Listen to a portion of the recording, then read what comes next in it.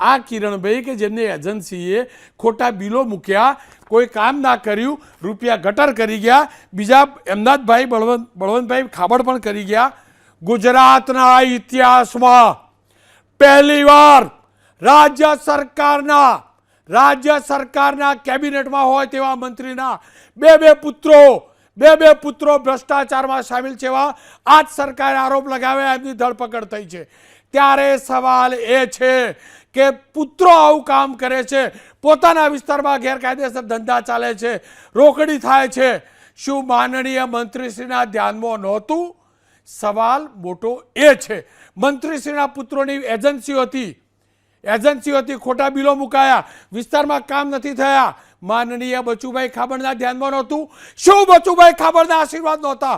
તસવીર છે ખેસ પહેરેલી, અને બચુભાઈ ખાબડ આશીર્વાદ આપે છે કિરણભાઈને આશીર્વાદ આપે છે. શું એ આશીર્વાદ ભ્રષ્ટાચાર કરવા માટેના લાયસન્સના હતા? અને સરકારે જવાબ આપવો પડશે, કારણ કે સરકારના મંત્રી છે અને સરકારમાંથી કોઈ બોલવા તૈયાર નથી.